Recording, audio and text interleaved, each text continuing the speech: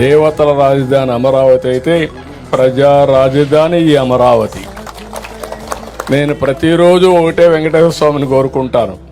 నాకు ప్రాణభిక్ష పెట్టింది కూడా వెంకటేశ్వర స్వామి. మరో జన్మనిచ్చాడు.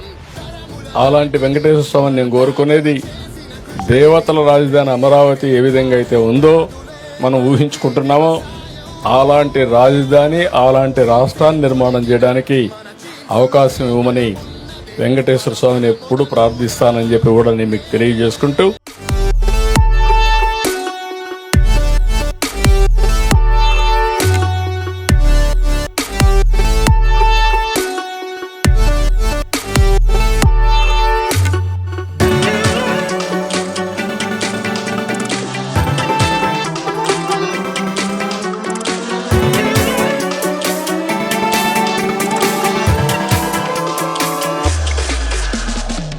ఎగ్జాక్ట్ గా ఈరోజు మీటింగ్ ఎట్లయితే పెట్టుకున్నామో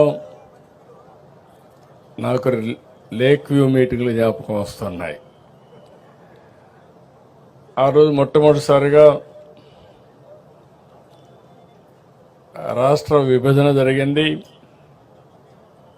జూన్ 2వ తారీఖున 2 రాష్ట్రాలుగా విభజన జరిగింది.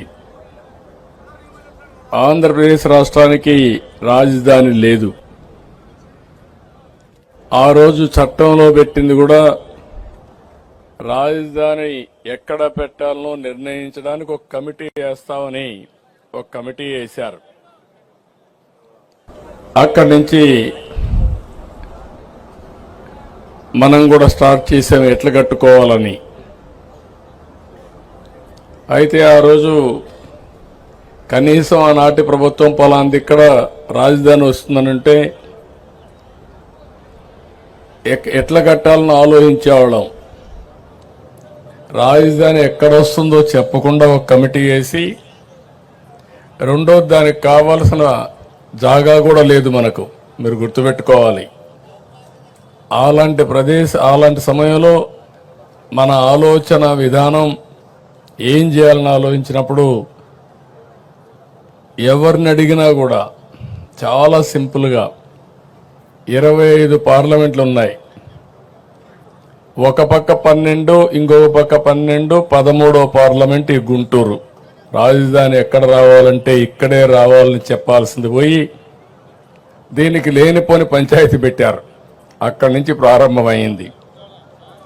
ఆ సమయంలో నాకైతే అసెంబ్లీలో కూడా ఎక్కడ రాజధాని పెట్టాలంటే లేనిపోని సమస్యలు క్రియేట్ చేసి ఎవరెవరు మా ఊరికే కావాలనే పరిస్థితికి వచ్చారు.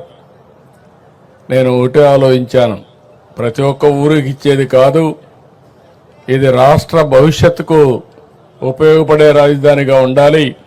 అందుకే నా నిర్ణయం ఆ రోజు దీనికి సరైన ప్లేస్ వచ్చి విజయవాడ, గుంటూరు మధ్యలో అని చెప్పి నిర్ణయం చేశాం మొట్టమొదటిసారిగా.